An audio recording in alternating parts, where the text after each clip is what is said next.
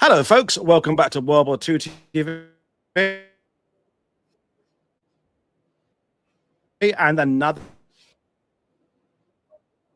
D-Day and Normandy show before we go off to Guam. But in the meantime, don't forget to click like and subscribe because we're at a different time of day from normal. There might be a few new live viewers. Well, please join in the chat, consider becoming a patron or channel member, and always visit my guests' websites and buy their books. Anyway, I'm delighted to be joined by Angus and John from the D-Day Hong Kong project, a truly fascinating story of a Chinese diary nearly lost forever that sheds light on an almost forgotten D-Day story. And the website we're referring to is in the description below. I'll bring the two chaps in now. Good afternoon. No, it's more evening there. Is it evening there? Angus and John, how are you today? Very excited. Looking forward to the exchange with your fans and military historians all around the world. Brilliant stuff. So, I mean, I said it there in the top of the show there. There's something very fascinating, very exciting when something is discovered that the people didn't know existed. We literally talked about that last night with Miles discovering his mother's writings she wrote about during the Blitz in World War II, because there is always this sense of people saying, but everything has been said about World War II. There's nothing else to say now. We know it all. There's nothing new to find. And yet things are being found all the time. And that's what you're presenting to us today. So I'll fire up your slides. Folks, fire away with questions for Angus and John, but I'm going to let you two tell the story of this diary and how it came about, and then we'll do some questions later on. So over to you two. Well, thank you all. Good afternoon, good evening, good morning, everyone. This is, as Woody said, this is a project that sheds light on 24 Chinese naval officers who were sent from China, all the way from the Far East to Europe for training, and many of them subsequently took part in D-Day. This is a project that really began just over a decade ago in 2015, when this building in green in downtown Hong Kong was set for demolition. Some urbex photographers decided to venture in to do one last capture of the of the space, and they've as they were wandering through the building, most of the units were vacated. But on about the ninth floor, they came across an apartment where the door was left ajar. So they peeked inside and found that it was clearly not cleared out, and in it, so they browsed around, and in it there were military jackets, naval pins and buttons that were clearly from the Chinese Republican era. This is the ROC era. Japanese imperial swords, such as the one on the right of my slide, but above all, troves of letters, musings, scattered writings, but also a diary, a journal, so to speak, intact, with the words 1944 written on its cover, like the picture on the left-hand corner.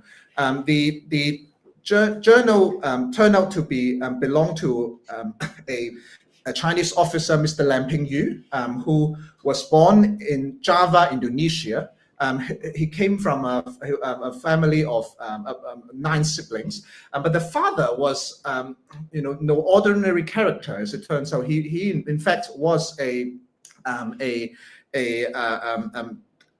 prominent businessman who did business in timber, who traded in timber.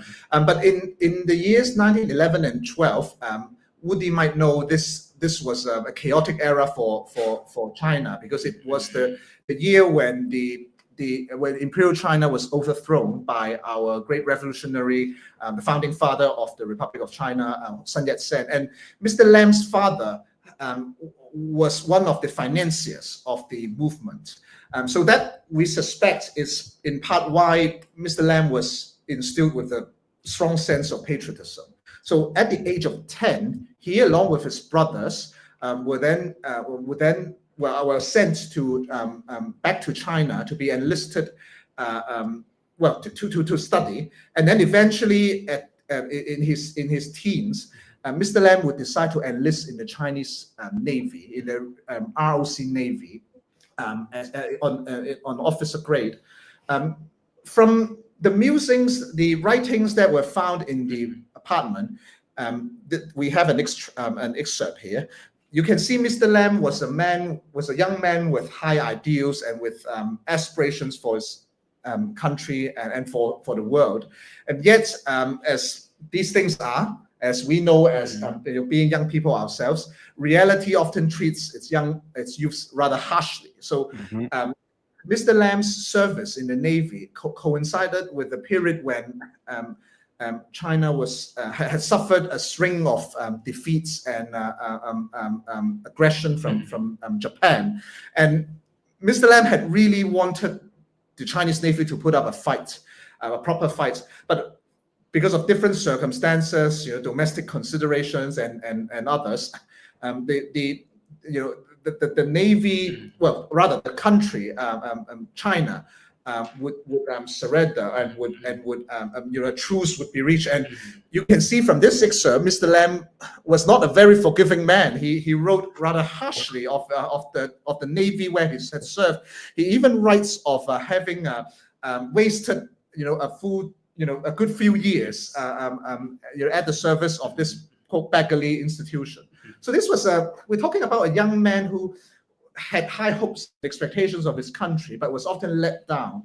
Now, if you come to, we're going to promote our exhibition later on in our project, but if you come to see our full research, you will notice that from archives, we have also found what pertains to be a telegram from Chiang Kai-shek, the then supreme leader of China.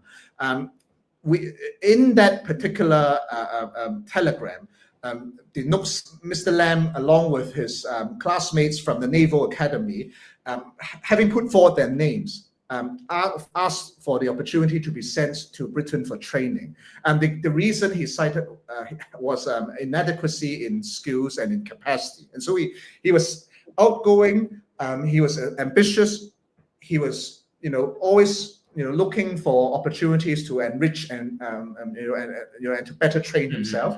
But that was the 1930s when international circumstances did not allow for that sort of exchange, that sort of training to take place. But just to interrupt you for a second, with now the historiography, and we consider how vast the USA's involvement was in World War II when you get to the end of World War II in 1945, and the massive navy the US had. It's worth reminding ourselves in the 1930s, the envy that the navy that was the envy of the world was the British Royal Navy. That was the one that was the biggest, largest, and although the US had a military presence in China in the 1920s. I'm thinking of Sand Pebbles, the Steve McQueen film from 1966. But the Royal Navy would have been the benchmark. That would have been the, I don't know, to use the Beatles of that era. The Royal Navy was the one. So you can understand why China would be looking to the Royal Navy for some advice. There have been quite a bit of tradition. I'm glad you mentioned that. It's really interesting. And we had another question just before I let you go back. Rick wanted to know where the diary was found. Was it the Central District in Hong Kong? Where was that building? Yes, it's the Central and Western District in sort of local districting terms, which is basically the residential district next to the Central District. So it's where it's an area filled with heritage and tenement buildings, and this was found in one such tenement building that is no longer in existence now. Thank you. To come back to Wui's point, and I think your comparison of the American Navy and that of the Brits is an interesting one, and I'll come to that because, as I was saying, the opportunity for an international exchange scheme, naval exchange scheme, came about really after the attack on the Pearl Harbor, the bombing of the Pearl Harbor, when the U.S. officially entered the Second World War, and in the same period when the Land-Lease Act was signed, where Roosevelt had committed to supporting its allies on the war. Chiang Kai-shek, saw this as a golden opportunity to not only, as a member really of the Allies, to be able to seek support for the war effort, but more sort of Chang was thinking ahead. This is a document we found in the National Archives in London, so the British archives. It pertains to a Foreign Office document where you can see the China file of 1942. And on the right, we've only just showed one paragraph, and on it, succinctly describes the context. Chang was knowing that after the war, he would need to rebuild China's navy from scratch. Wanted to seize the opportunity of the change in international dynamics, and as such, he actually wrote to both Roosevelt and Churchill to ask for the opportunity for Chinese naval personnel, initially officers, but subsequently cadets, to be trained in both countries. So it was both the Brits and the Americans. And the reason why I thought Woody's point was interesting was in those days when the ROC, the Brits and the Americans were allies, on this very page, in the last paragraph, there is a subtle competition going on between the US and the Brits. They were competing to be the first to support China, to accept China's requests. And unfortunately, I don't have the last paragraph shown here, but if you come to the exhibition, you will see that it denotes that the British ambassador in China wrote back to Whitehall to say that the Americans, word got across that the Americans were going to accept 10 officers. So we must speedy approval is requested, such that we can, we can be the first to support China. So it's an interesting rivalry that was going on. But anyway, to go back to our story, it was in this context that Mr. Lam, was able to go through, a massive selection scheme that took place in China, where the creme de la creme of the Navy were to be selected. So 400 officers went for selection. Ultimately, after rounds of interviews in English, I might add, and physical trainings and vettings and the rest of it, 74 were selected, 50 were sent to the US, 24 were sent to Britain, and Mr. Lam was among the 24 who were sent to Britain. Now, I'm going to pass over to Angus to talk about the most interesting bit, their voyage to Europe and their subsequent participation in Normandy. I think this is also one of our discoveries in the exhibition, is that we're able to gather all 24 officers' portrait. And you can see Mr. Lam was on the top row, second from the right. And for this project, we're also able to connect with other descendants of these officers. So after chosen in 1942, they stayed in Chong-Yin, the wartime capital of China, having some basic training. And then they embarked on the voyage to Britain. And this time, it took them 4 months to arrive in the Royal Naval College. So this is their voyage in June 1943. They start from Chongqing, obviously the capital, and then they took a flight from Chongqing to Kunming. And then they took another flight that was managed by the Flying Tigers, flying over the Himalayas and arrived in Calcutta.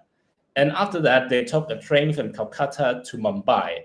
Well, according to some junior naval officers, they confessed that in Mumbai, it was the first time for them to witness the ocean.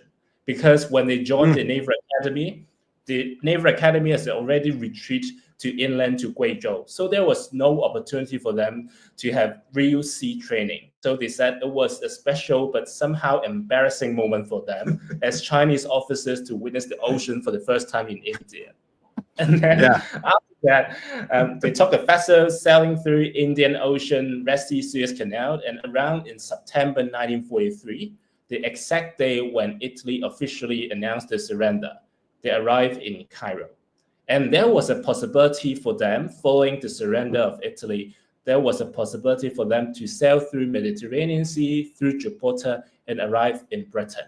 And that's why they stayed in Cairo for some days, while enjoying their time of camel riding there. In Chinese naval uniform, I might add. Yes. And they succeed because after a month later, they arrived. they managed to sail through the Mediterranean Sea and arrive in the Royal Naval College in October 1943.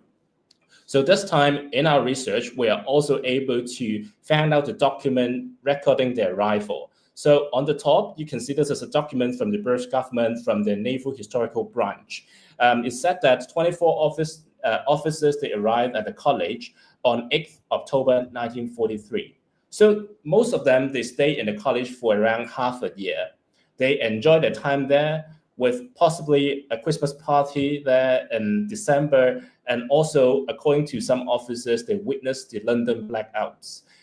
They admired the calmness of Londoners in handling the situations. And some even had some good friendships with their fellow officers at the college.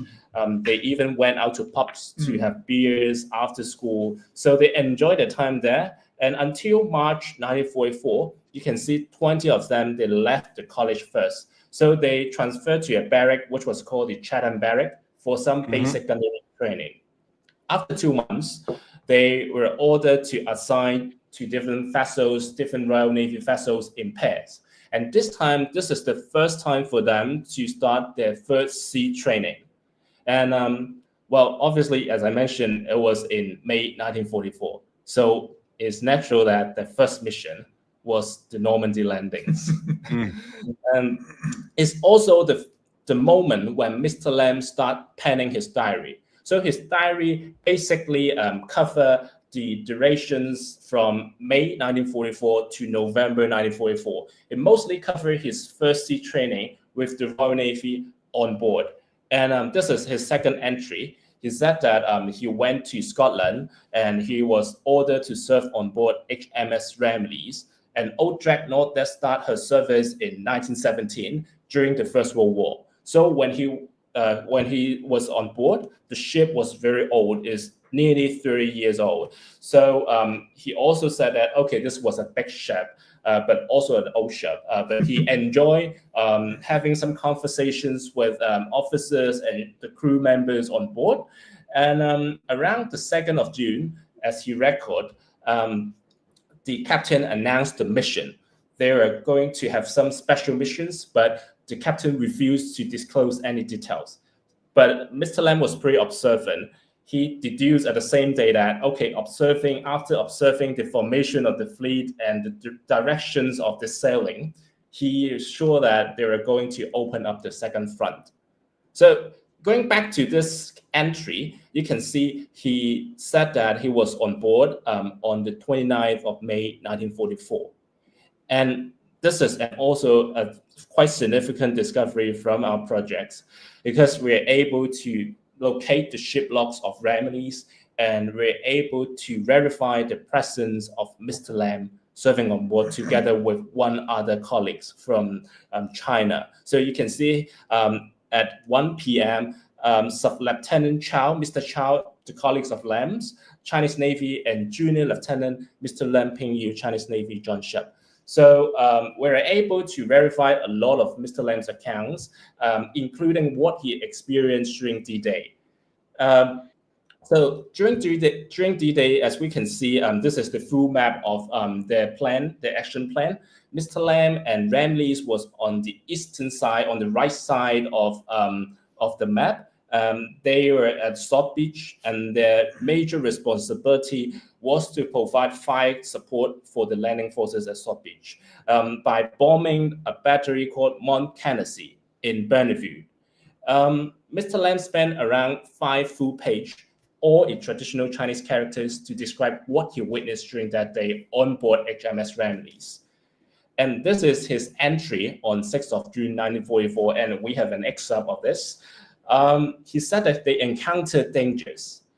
There are 3 torpedoes, there are E-boats, 3 torpedoes trying to fire in at the ships. Just because the ship was turning around, they were managed to escape the torpedoes. And then the torpedoes later on shot the ships after behind Ramillies, which was a Norwegian destroyer, Swana.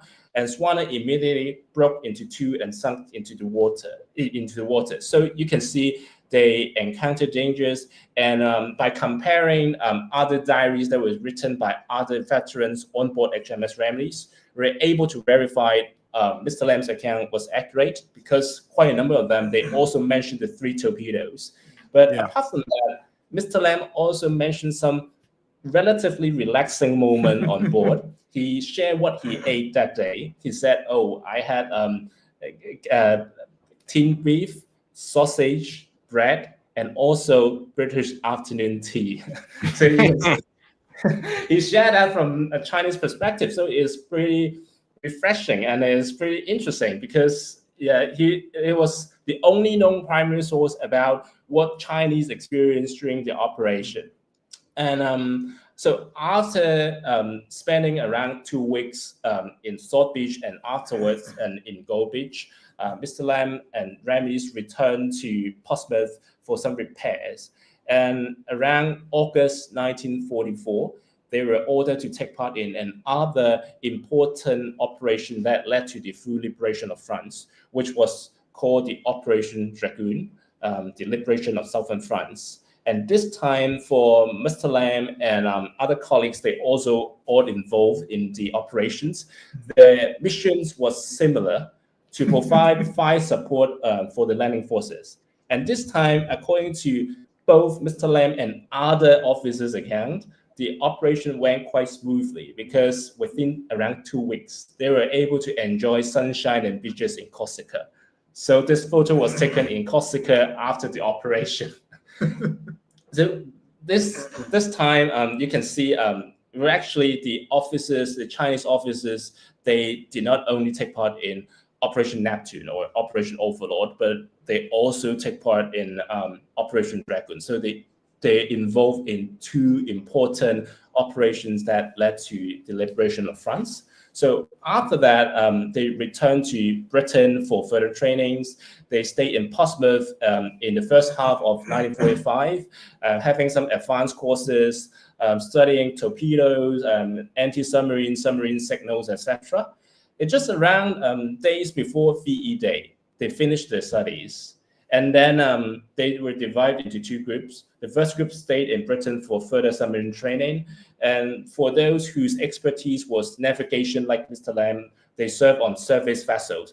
They were ordered to return to Asia to take part in some post-war administrations in Hong Kong and also in Japan.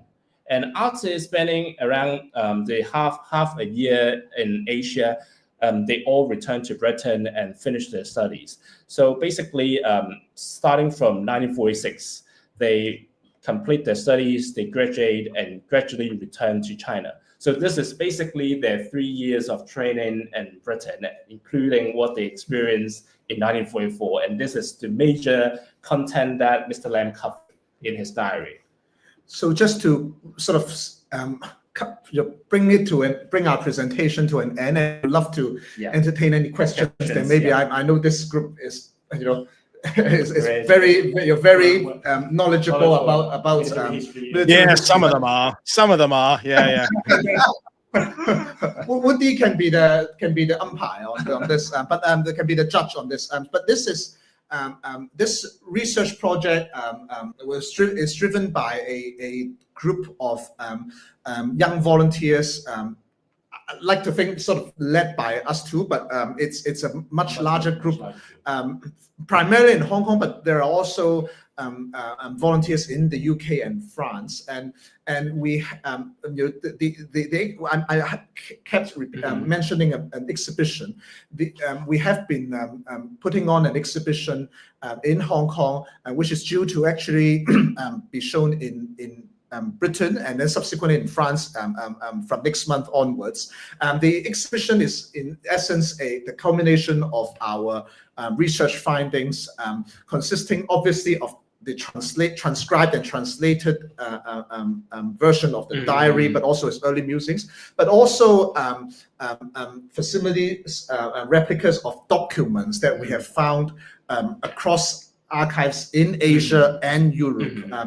We're talking about sources from mainland China, from Taiwan, from France, from Britain, but even from the US.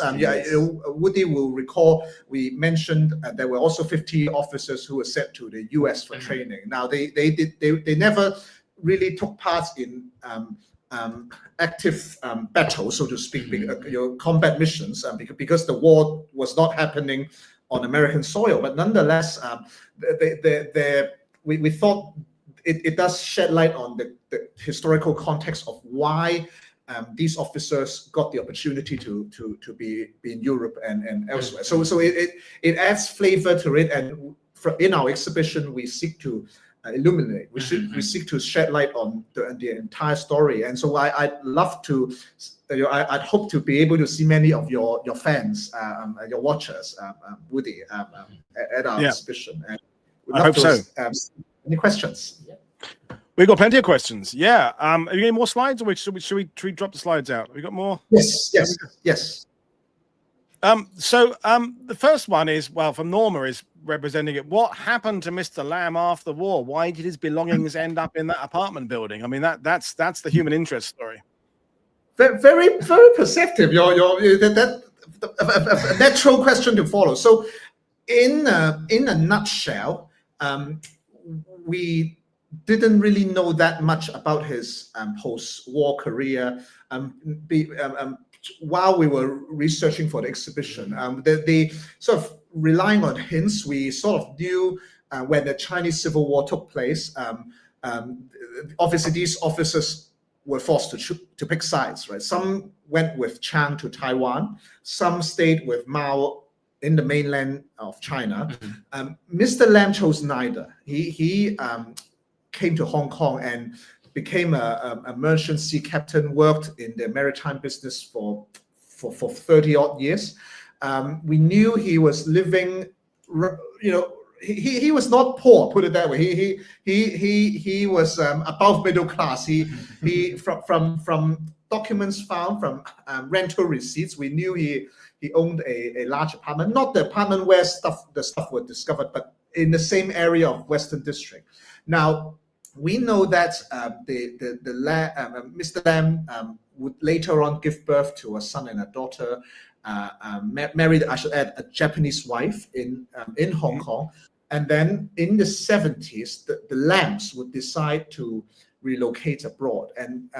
And we knew before the exhibition was launched, we knew the Lams would eventually settle in Brazil, and then Mr. Lam would then move in his mid-80s to 80 years old to the States, and he would pass away there. That's the gist of the story. But I should add, very well traveled. He has set foot on every continent except Antarctica, and he might have done so as well. And he probably did that as well on a weekend. Incredible story. But Woody, just a very final, a very short point to supplement. After the exhibition was launched, we because of international interest in the exhibition, we actually got in touch. We were able to contact the daughter of Mr. Lam, the direct descendant of Mr. Lam, who by now is a resident in the States, in the East Coast, and apparently she knew very little about her father's wartime experience and wartime career, I should add. So the exhibition was a timely supplement to it on the eve of the 80th anniversary of VE Day and VJ Day. We became more aware of Mr. Lam's post war career from his daughter's accounts. So we know he worked with a Hong Kong shipping company. We know they moved to Italy at first in 1973 and didn't settle there for 2 years and didn't like the place, and so decided to settle in Brazil. So we now sort of are pretty much able to fill in the gaps in the story from that. Yeah. Brilliant stuff. We have more questions. So Susan is saying, I'm assuming you're hoping that this exhibition, more people will come forward, because she's saying it would be interesting to find out about the rest of them too. I mean, that's the thing. In 2025, we are all connected, and there are obviously Chinese people in China, but plenty of Chinese people around the world. So who knows where these 24, the other 23 ended up going and what lives they could use. And that's the thing about both an exhibition itself, but having an online presence, is that even maybe someone watching this today will say, hang on, that sounds like a story my grandfather told me, and they will contact you from wherever this family happens to be. And that's the human interest angle of this story. So fantastic work. And as a representative comment from the viewers, Ian is saying, you can hear the passion for the subject in the talk. Very interesting. So, we're not going to patronize you by saying, oh, it's great that young people are interested, but it is great that young people are interested in this. Now, because I'm the Normandy guy, I want to go back, Angus, to, you're talking about DDay and Normandy. And Ian, another Ian was saying, does Mr. Lam go into his duties aboard the Ramillies? Because when I first heard about this story years ago, I heard they were classified as quote unquote observers. But the Royal Navy doesn't let anybody just sit around doing nothing and only drink the tea. So what would he actually be doing? Well, I think you're right, absolutely right.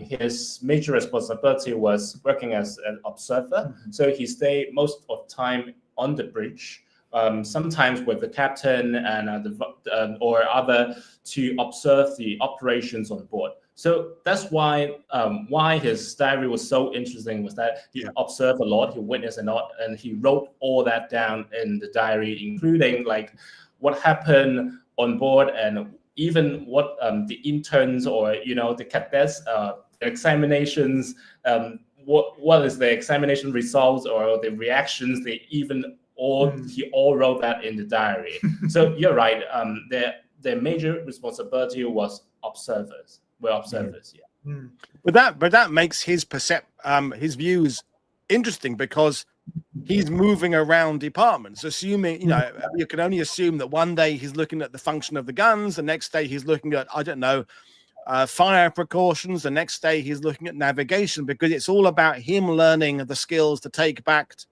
to China, but it's also giving him a sort of a neutral position to observe how a ship like the Ramillies functions. And when you said earlier, the two of you that they're arriving in May 1944, well, HMS Ramillies on D-Day was in about the hottest spot any ship was in. I mean, there was some ships lost off Utah, but that area of Sword, with the loss of the Norwegian ship, it couldn't have been a hotter environment to be in. And it's interesting, again, you mentioned he was in Dragoon later, because a very different contrasting story there. But so I'm glad that this, the whole document will be translated so that people can get an insight into his perception of the working of the Navy, of the Royal Navy. So David Levine asked, what other ships did the Chinese officers serve aboard, please? So you mentioned Mr. Lam is on the Ramillies.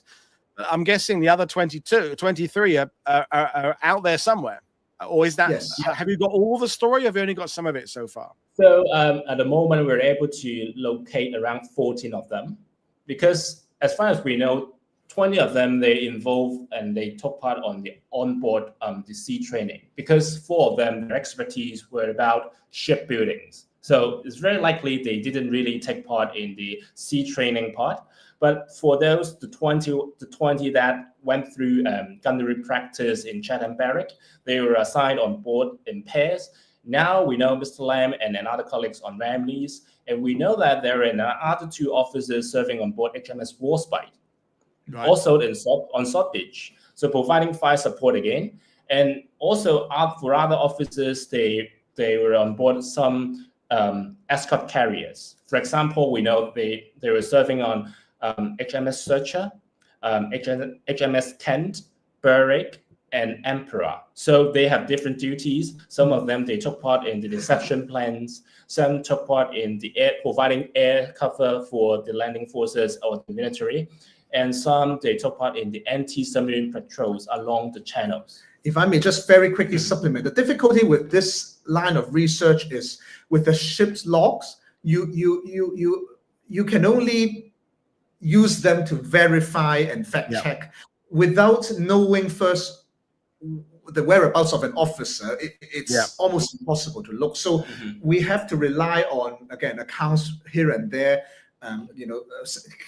hints of an officer having been on a ship, and then look up the logs to verify that. So it would be a big task to go through every ship and try and find reference to a Chinese officer being there. That would be a mammoth project. You've got to start with a hint of where the Chinese officer was and then look for that ship's log. But that's that rabbit hole of history, is that this seemingly little story actually has threads in many, many much larger stories, and it can be a project that could keep the two of you and others busy for decades to come, which is fantastic. We had a great question earlier on from Susan about the type of people that, because you said it was 75 and then 24. So Susan is asking, were they all Cantonese? You mentioned the fact that interviews were conducted in English, so I'm assuming they're mostly from a kind of a certain class and a certain type of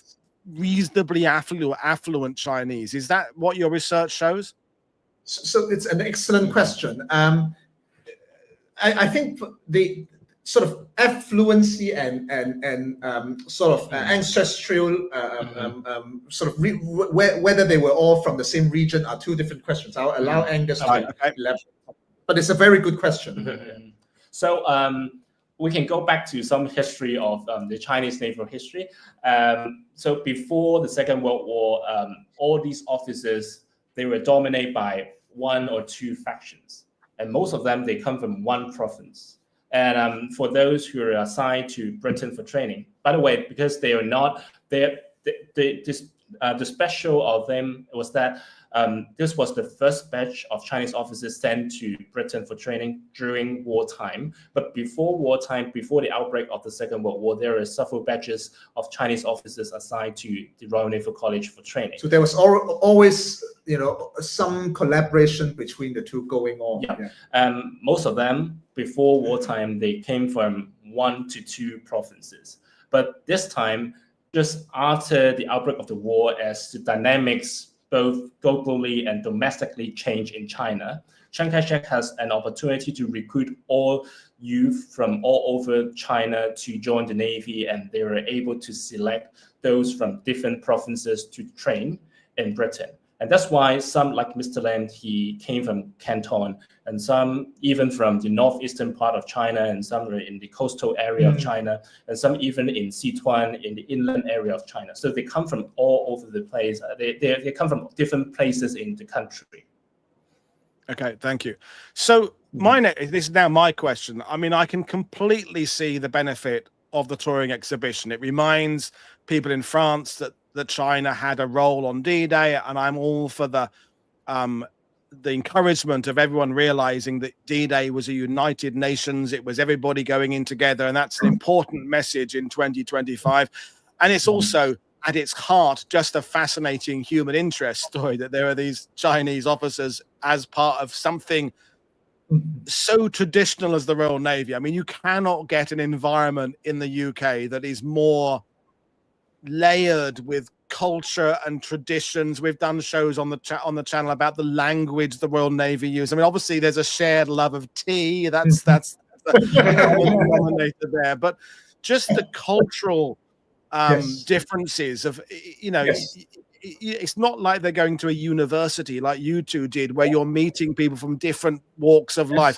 The Royal Navy is a real institution of tradition. So that's an interesting story. But my question for you is, what are you trying to achieve maybe more in Hong Kong and in China? I mean, I'm assuming there are some people there who just didn't know that China had a presence in Operation Overlord. But do you have any kind of wider hopes of this exhibition being able to bring people together? And what's the thinking?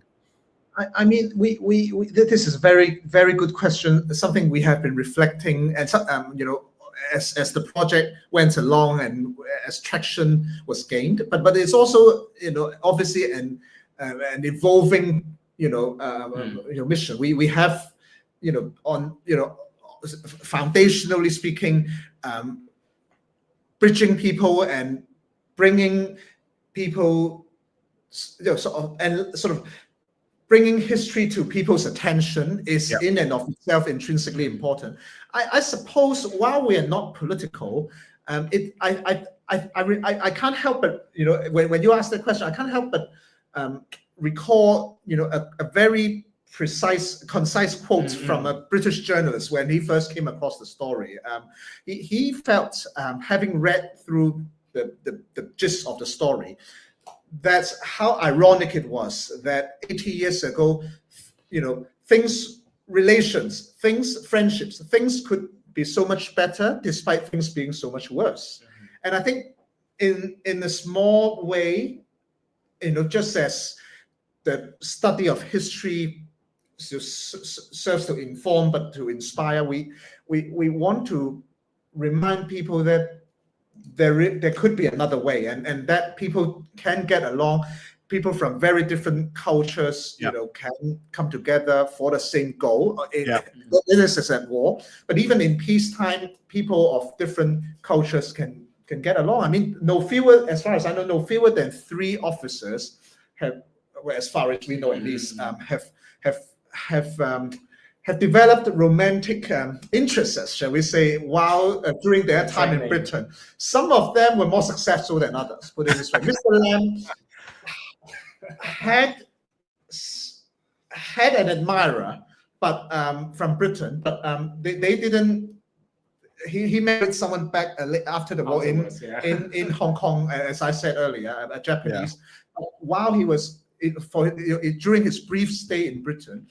In fact, before D-Day, we found a love letter. Well, a letter was discovered alongside all the trove of letters that was written on the 4th of June from someone called Violet to Mr. Lam, bidding him, well, wishing him the best of everything as he was on board a mission. So I think it's these human stories that remind us of what the world could look like. You know, despite, you know, a much harsher time they were in. It's commonalities. You know, we as Brits, we think of China as perhaps as being distant and different and on a different path to perhaps the UK or the US. But these are moments where our stories were entwined. You know, they were absolutely together. The defeat of the Japanese was essential. We were all working together. There's these other stories like the Flying Tigers, as you mentioned earlier on, and all that. And it's important to remember that even if sometimes our paths as countries split, there were times when they were together, and they will be together again. And ultimately, we all have these shared bonds of the past. So it's a fascinating. So we had one more. Well, at least one more question going back to the war's time. So Ian is saying, would some of these officers have joined the British Pacific Fleet later? Ian is our MVP of the night. I mean, he asked all the perceptive questions. Very good question. He's good, Ian. Yeah, he's good. Yes, they did. Mr. Lam did. Mr. Lam did. As I mentioned in the presentation, so after VE-Day, they were divided into 2 groups. One group stayed in Britain for submarine training, and for those whose expertise was navigation and serving on service vessels, they were ordered to go back to take part to join the British Pacific Fleet, and including Mr. Lam. So they arrived in Australia to take part to be involved in the fleet in July 1945. Obviously, their mission and their target was to fight the Japanese, but when they had the missions, Japan surrender.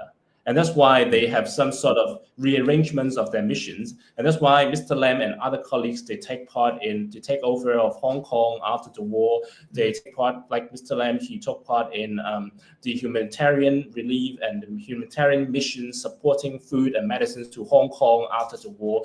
And later on, they all traveled to Japan to take part in some post-war administrations, traveling, in having some times in Tokyo, in Nagasaki, and Yokohama, etc., to take part and involve in practices and also post-war administration of the country, of that country. So yes. So, brilliant response there. And there are some great comments coming in about how fantastic you two are and how great this project is. Susan, I think, sums it up. I hope John and Angus stay connected with us here on World War II TV. You could add a lot to our knowledge, and I think that's a very pertinent comment there. And I will be thinking later on about their stop in the pyramids, who would be more surprised to see whom there?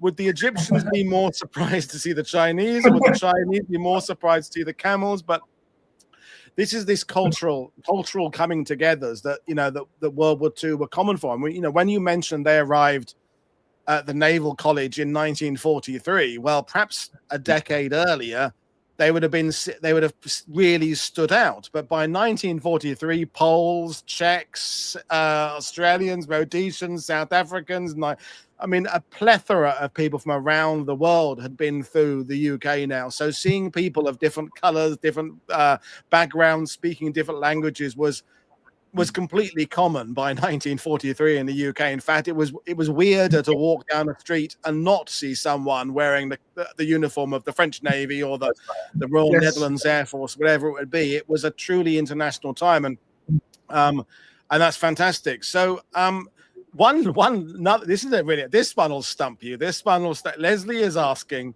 were they paid by the Chinese or did they become paid by the Royal Navy? Because of course they will need to buy their, bits and pieces for their uniforms and pay for their billets. So that's a good question. Did they get their money from the Chinese government or the Royal Navy? So I think this question, my response will tempt all of us to go into to the Navy, but they were actually paid by both. From documents, we've seen that they were given their base pay by the Chinese, but the Brits had paid them, I might add, paid them fairly on par with what a British officer would be entitled to. So there was that. We also actually found anecdotally documents a lot, apart from the pay itself. In Christmas 1943, Christmas of 1943. The Chinese delegation, so to speak, the visiting delegation, the officers had written back to HQ to ask for some money from China to have to finance a Christmas party of sorts. I can't help but wonder. Well, for the college, all personnel. So for both Brits and Chinese and everyone else. So but I can't help but wonder at wartime who would have where the money's come from. Yeah. Well, brilliant story. My last question is going to be for you. I mean, obviously you've shared some of your aims with this, but the thing about World War II TV is you just never know who is watching. Susan's just saying she's going to share it with her Chinese American contacts. So you'd like to find out more about the other sailors. So if anyone's watching this who has vague recollections of that being you'd like to hear from that. If anyone has got references in other Royal Naval books to a Chinese officer or two being around on D-Day, you'd like to hear that. Anything else that specifically that that you'd like to discover in this process? Well, I suppose a couple. I mean, to your point earlier, Woody, to be able to locate, not necessarily descendants, but even relatives of these, officers, these men would be great. There are niche questions here and there pertaining to Mr. Lam's education, pre-naval education, and then their time in Britain. Again, we sort of know the general gist, but we would love to know more about everyday life. And I might end with a more juicy one. I mentioned the love letter, if you will, the romantic letter that was sent to Mr. Lam 2 days prior to D-Day. The woman who signed it is a certain Violet, and we the Daily Mail, among others, have tried to locate her, but we haven't succeeded. If anyone might come across a Violet who, in the war, was friends with another Betty. I don't know if these are and related to China Institute in London. Yes, related to the Institute in London. That would be very helpful. I'm picturing now some family in England where years after war, a lady would get red-faced when a Bruce Lee film came on or something, or every time I've read, she'd go, because she had this memory of a dalliance with a Chinese officer back in 1944. It's but that's the kind of thing that is these stories are just they're great human interest stories. People coming together is always fantastic, and and let's hope that someone out there at some point, either through this or through the Daily Mail or your exhibit, someone will come forward and say, I think that was my grandmother. I think that those sorts of stories are just fantastic. Well, it's been absolutely brilliant talking to you two. I can't wait to see the exhibition when it comes to France, and you give us all hope for the international discovery of World War II, for us to always consider each other's nations' contributions, work together, bring things together, and do things in multi languages so we can all understand that. It's a fantastic thing you're doing. So, folks, thank you for your fantastic questions. I'm back again tomorrow with Tony. We're going off to Guam to talk about the 2 battles of Guam. But in the meantime, keep watching. Click on the link. Make sure you check out the website, check out the exhibit. But I will see you all tomorrow. Cheers, everybody. Thank you, Angus. Thank you, John. Bye. Bye-bye. Bye-bye.